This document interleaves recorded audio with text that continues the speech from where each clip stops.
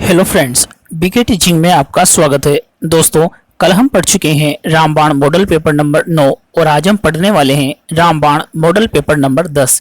जी हाँ दोस्तों, अगर आप भी रीट प्री के साथ साथ रीट मेंस की तैयारी कर रहे हैं तो आपके लिए ये मॉडल पेपर वाकई में रामबाण औषधि का काम करने वाले हैं।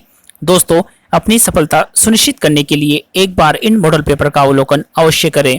दोस्तों, ऐसे ही मॉडल पेपर का नोटिफिकेशन समय समय पर प्राप्त करने के लिए चैनल को जरूर सब्सक्राइब कर लें। दोस्तों, आज के मॉडल पेपर का पहला क्वेश्चन है, मनोविज्ञान में व्यक्ति अध्ययन की विधि कौन सी है? ए निरीक्षण, बी प्रयोग, सी अंतर्दर्शन और डी है ये सभी। तो दोस्तों, मनोविज्ञान में व्यक्ति अध्ययन की जो विधि है वो होती है प्रयोग विधि। ऑप्शन नंबर बी यहाँ पर सही हो जाएगा। आगे बात करते हैं दोस्तों क्वेश्चन नंबर अगला, मनोविज्ञान में अध्ययन की सर्वश्रेष्ठ विधि निम्नलिखित में से कौन सी है? ए निरीक्षण विधि, बी प्रयोग विधि, सी अंतर्दर्शन विधि और डी है ये सभी। तो दोस्तों, मनोविज्ञान में अध्ययन की सर्वश्रेष्ठ विधि भी प्रयोग विधि कहलाती है। ऑप्शन नंबर बी यहाँ पर सही हो जाएगा। आगे बात करते हैं दोस्तों क्वेश्चन नंबर अगला, मनोविज्ञान में अध्ययन की सबसे कम प्रमाणिक विधि निम्नलिखित में से कौन सी है? निरीक्षण विधि, प्रयोग विधि, अंतर्दर्शन विधि या फिर प्रश्नावली विधि। तो दोस्तों, मनोविज्ञान में अध्ययन की सबसे कम प्रमाणिक विधि के अंतर्गत आती है अंतर्दर्शन विधि। ऑप्शन नंबर सी यहाँ पर सही हो जाएगा। आगे बात करते हैं दोस्तों क्वेश्चन नंबर अगला, मनोविज्ञान में व्यक्ति की मनोवैज्ञानिक समस्याओं का पता निम्नलिखित में से किस विधि से लगाया जाता है? ऑप्शन नंबर ए निरीक्षण विधि, बी प्रयोगात्मक विधि, सी व्यक्ति इतिहास विधि और डी है प्रश्नावली विधि। तो दोस्तों, क्वेश्चन में आपसे पूछा है कि व्यक्ति की मनोवैज्ञानिक समस्याओं का पता, तो दोस्तों व्यक्ति की मनोवैज्ञानिक समस्याओं का पता लगाना है तो व्यक्ति इतिहास विधि से ही लगाया जा सकता है। ऑप्शन नंबर सी यहाँ पर सही हो जाएगा। आगे बात करते हैं दोस्तों क्वेश्चन नंबर अगला, निरीक्षण विधि में किया जाता है अपना अध्ययन, अपने व्यवहार की व्याख्या, दूसरों का अध्ययन या फिर व्यवहार विश्लेषण। तो दोस्तों, निरीक्षण विधि में किया जाता है दूसरों का अध्ययन। Option number C is right. आगे बात करते हैं दोस्तों क्वेश्चन नंबर अगला, शिक्षा मनोविज्ञान है।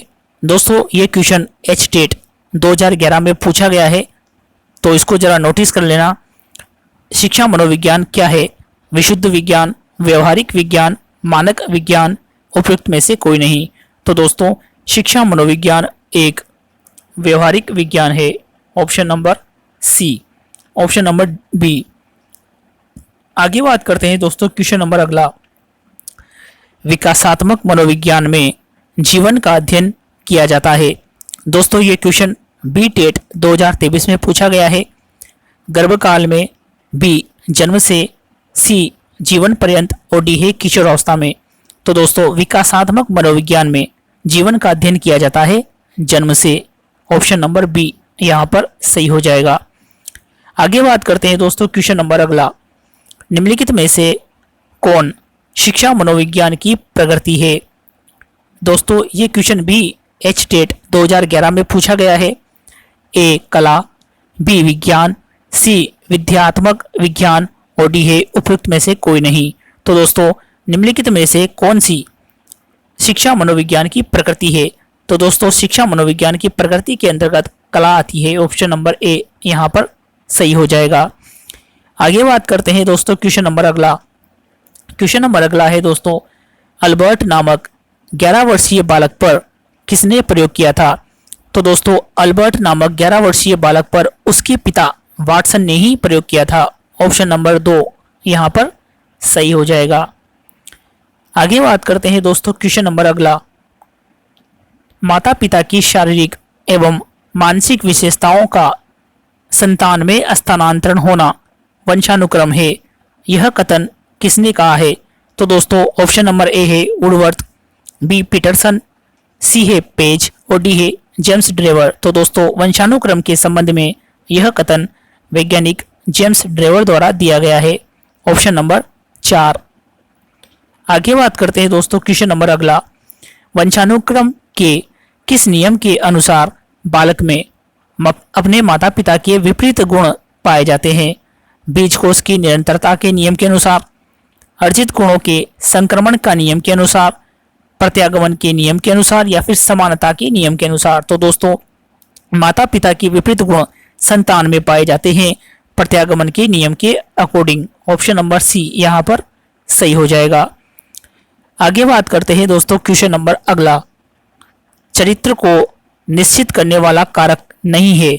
दोस्तों यहाँ पर नहीं पूछा है। विद्यालय वातावरण ये तो चरित्र को निश्चित करता है, सामाजिक वातावरण भी चरित्र को निश्चित करता है, जबकि पारिवारिक वातावरण भी चरित्र को निश्चित करने में अहम रोल निभाता है, जबकि दोस्तों आर्थिक वातावरण चरित्र को निश्चित करने वाला कारक नहीं है। ऑप्शन नंबर 4 यहाँ पर सही हो जाएगा। आगे बात करते हैं दोस्तों क्वेश्चन नंबर अगला, मानव व्यवहार की विशेषताएं हैं। वंशानुक्रम व वातावरण का गुणनफल या फिर वंशानुक्रम व वातावरण का योगफल, सी है वातावरण का फल और डी है वंशानुक्रम का फल। तो दोस्तों मानव व्यवहार की विशेषता के अंतर्गत वंशानुक्रम और वातावरण का गुणनफल आता है। ऑप्शन नंबर 1 यहाँ पर सही हो जाएगा। आगे बात करते हैं दोस्तों क्वेश्चन नंबर अगला। क्वेश्चन नंबर अगला है, जन्म के समय बालक का भार होता है। दोस्तों जन्म के समय जो बालक का भार होता है, एग्जिट भार की बात की जाए तो 7 पौंड होते हैं, जो कि ऑप्शन नंबर 4 के अंतर्गत दिया गया है, 6 से 8 पौंड, जिसमें 7 पौंड भी आ जाएगा। तो दोस्तों इस प्रकार जन्म के समय बालक का भार होता है 7 पौंड, जो कि ऑप्शन नंबर 4 में दिया गया है। आगे बात करते हैं दोस्तों क्वेश्चन नंबर अगला, बालक का विकास और वृद्धि किस पर निर्भर करती है?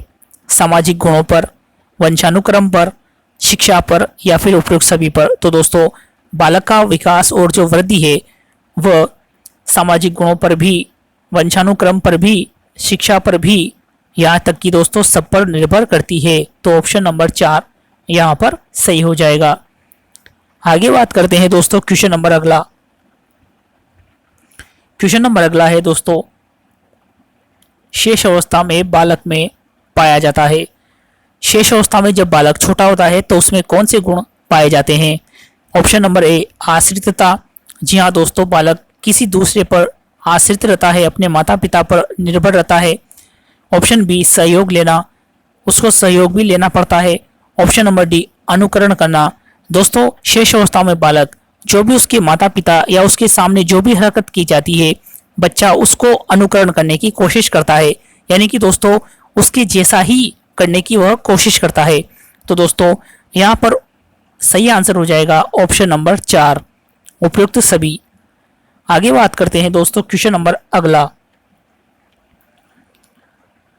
दो नकारात्मक स्थितियों में द्वंद्व की स्थिति कहलाती है। ए ग्राह्य ग्राह्य द्वंद्व, बी परिहार परिहार द्वंद्व, सी ग्राह्य परिहार द्वंद्व और डी है कोई नहीं। तो दोस्तों दो नकारात्मक स्थितियां जब आ जाती है तो वह परिहार परिहार द्वंद्व कहलाती है। Option number D. दोस्तों आप इसको ऐसे एग्जाम्पल से समझ सकते हैं, जैसे कि आपको कोई शादी के 2 रिश्ते आते हैं और दोनों ही जगह आपको वो रिश्ते मंजूर नहीं है, यानी कि दोस्तों दोनों ही जगह आपको लड़कियां पसंद नहीं आती है, फिर भी घर के दबाव से आपको इनमें से ही किसी एक लड़की से विवाह करना पड़ेगा। तो ये होती है दो नकारात्मक स्थितियों में द्वंद्व की स्थिति, और इसी को कहा जाता है परिहार परिहार द्वंद्व। आगे बात करते हैं दोस्तों क्वेश्चन नंबर अगला, बार बार असफलता मिलने पर व्यक्ति में जो निराशा उत्पन्न होती है उसको क्या कहा जाता है? तो दोस्तों बार बार असफलता मिलने पर व्यक्ति कुंठा का शिकार हो जाता है। ऑप्शन नंबर बी यहाँ पर सही हो जाएगा। आगे बात करते हैं दोस्तों क्वेश्चन नंबर अगला, घर से बाहर निकलते ही किसी से झगड़ा हो जाने पर यह कहकर नकार देना कि चलो छोड़ो जो हुआ सो हुआ, यह किस प्रकार की प्रतिरक्षा प्रणाली है? तो दोस्तों इस प्रकार की प्रतिरक्षा प्रणाली को कहा जाता है शमन। Option number C. आगे बात करते हैं दोस्तों क्वेश्चन नंबर अगला। दोस्तों इस प्रकार के क्वेश्चन में आपको एग्जाम्पल और देखने को मिल सकता है, लेकिन जो उसके कहने का भाव है वो यही होगा इस प्रकार के क्वेश्चन में आपको शमन पर सही करना है और आपसे इस प्रकार की प्रतिरक्षा प्रणाली से संबंधित एक क्वेश्चन अवश्य दिया जाएगा। आगे बात करते हैं दोस्तों क्वेश्चन नंबर अगला। समायोजन के उपायों को कितने भागों में विभाजित किया गया है? 2, 3, 4 या फिर 1? तो दोस्तों समायोजन होते हैं दो प्रकार के, निश्चित समायोजन और अनिश्चित समायोजन। ऑप्शन नंबर ए यहाँ पर सही हो जाएगा। आगे बात करते हैं दोस्तों क्वेश्चन नंबर अगला। स्वयं के पास कार न होने पर उसके होने की कल्पना करके क्षणिक संतुष्टि प्राप्त कर लेना, यह क्या कहलाता है? मार्गांतीकरण, विपरीत रचना, दिवा स्वप्न या फिर दमन? तो दोस्तों इस प्रकार की कंडीशन दिवा स्वप्न कहलाती है। जो कोई चीज़ हमारे पास नहीं है फिर भी हम उसके होने की कामना करके क्षणिक सुख प्राप्त कर लेते हैं, वह होता है दिवा स्वप्न देखना। Option number C. आगे बात करते हैं दोस्तों क्वेश्चन नंबर अगला। जो लोग आसानी से किसी भी नए वातावरण में समायोजित हो जाते हैं उनमें उच्च होती है IQ, SQ, EQ या फिर A और B दोनों? तो दोस्तों इस प्रकार के व्यक्तियों की EQ जो है उच्च होती है। आगे बात करते हैं दोस्तों क्वेश्चन नंबर अगला। मानसिक स्वास्थ्य शब्द का प्रयोग कब और किसने किया था? 1906 में बियर्स द्वारा, 1908 में गोल्डमैन द्वारा, 1909 में क्रो और क्रो के द्वारा या फिर 1908 में बियर्स द्वारा? तो दोस्तों मानसिक स्वास्थ्य शब्द का प्रयोग 1908 में बियर्स के द्वारा किया गया था। Option number D is right. आगे बात करते हैं दोस्तों क्वेश्चन नंबर अगला। मानसिक स्वास्थ्य विज्ञान परिषद का मुख्य रूप से कार्य नहीं था। ए, मानसिक रोगों की रोकथाम, ये तो था। मानसिक स्वास्थ्य की रक्षा करना, यह भी इसका मुख्य रूप से कार्य था। मानसिक रोगों का उपचार करना भी इसका कार्य था। जबकि दोस्तों मानसिक रोगों को बढ़ाना मानसिक स्वास्थ्य विज्ञान परिषद का कार्य नहीं था। ऑप्शन नंबर 4 यहाँ पर सही हो जाएगा। आगे बात करते हैं दोस्तों क्वेश्चन नंबर अगला। बालकों का मुफ्त और अनिवार्य शिक्षा का अधिकार अधिनियम 2009 देश में कब लागू हुआ था? 1 अप्रैल 2009 को, 1 अप्रैल 2010 को, 1 नवंबर 2009 को या फिर 1 नवंबर 2010 को? तो दोस्तों बालकों का मुफ्त और अनिवार्य शिक्षा का जो अधिकार अधिनियम 2009 है वह 1 अप्रैल 2010 को देश में लागू किया गया था। ऑप्शन नंबर बी यहाँ पर सही हो जाएगा। दोस्तों आप इसकी व्याख्या नीचे देख सकते हैं कि 6 से 14 वर्ष के आयु वर्ग के बालकों को निशुल्क और अनिवार्य शिक्षा प्रदान करने हेतु भारतीय संसद ने निशुल्क और अनिवार्य शिक्षा प्रदान करने हेतु भारतीय संसद ने निशुल्क और अनिवार्य बाल शिक्षा का अधिकार अधिनियम 2009 पारित किया। इसे अप्रैल 2010 में संपूर्ण भारत जम्मू कश्मीर को छोड़कर लागू किया गया था। जी हाँ दोस्तों, जम्मू कश्मीर ही छोड़ा था, बाकी पूरे देश में यह अधिकार अधिनियम लागू किया गया था। आगे बात करते हैं दोस्तों क्वेश्चन नंबर अगला। 20वीं शताब्दी को बालक की शताब्दी कहा जाता है, यह परिभाषा किस वैज्ञानिक द्वारा दी गई है? ए, मुरे द्वारा, बी, एडलर द्वारा, सी, क्रो और क्रो के द्वारा और डी है JB वाटसन द्वारा। तो दोस्तों 20वीं शताब्दी को बालक की शताब्दी कहा है वैज्ञानिक क्रो और क्रो ने। Option number C. आगे बात करते हैं दोस्तों क्वेश्चन नंबर अगला। इस अवस्था को मिथ्या परिपक्वता का समय भी कहा जाता है। शैशवावस्था को, बाल्यावस्था को, किशोरावस्था को या फिर प्रौढ़ावस्था को? तो दोस्तों मिथ्या परिपक्वता का जो काल है वह बाल्यावस्था को कहा जाता है। Option number B. इसकी व्याख्या आप नीचे देख सकते हैं।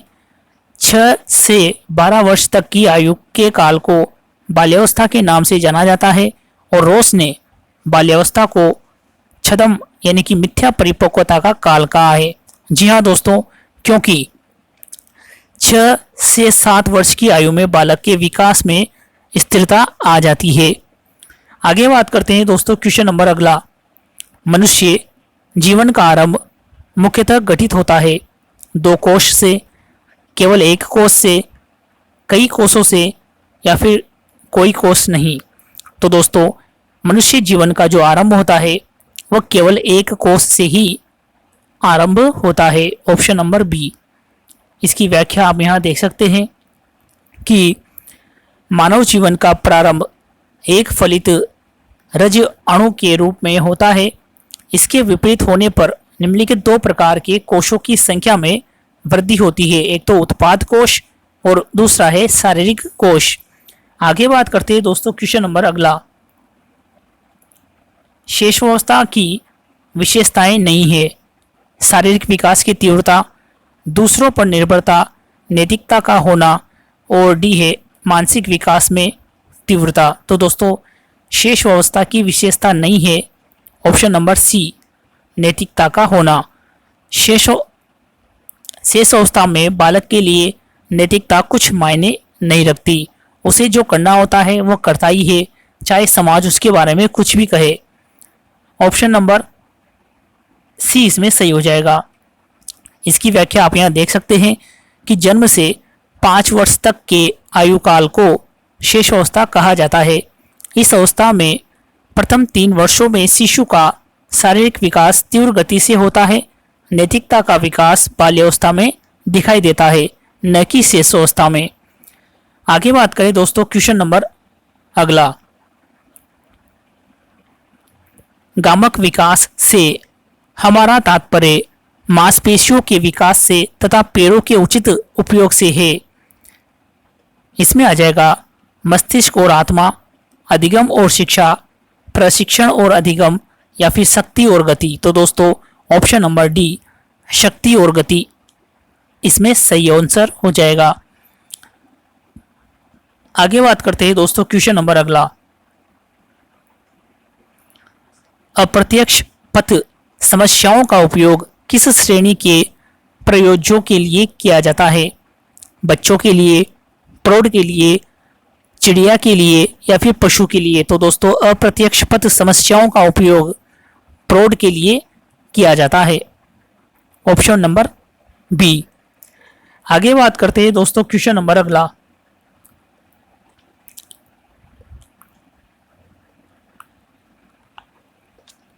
समस्या के अचानक समाधान की वकालत करने वाले सिद्धांत का नाम क्या है? ए सक्रियता अधिगम सिद्धांत, बी सूझ का सिद्धांत, सी प्रत्यक्ष और भूल का सिद्धांत, और डी है अनुबंधन का सिद्धांत। तो दोस्तों यहाँ पर पूछा गया है कि समस्या के अचानक समाधान। जब समस्या के अचानक समाधान की बात की जाए तो वहाँ पर आता है सूझ का नियम। Option number B is right. आप इसकी व्याख्या नीचे देख सकते हैं। सूझ अथवा अंतर्दृष्टि का सिद्धांत, अथवा इसको गेस्टाल्टवादी सिद्धांत भी कहा जाता है, जिसके प्रतिपादक हैं वर्दीमर, कोफका और कोहलर।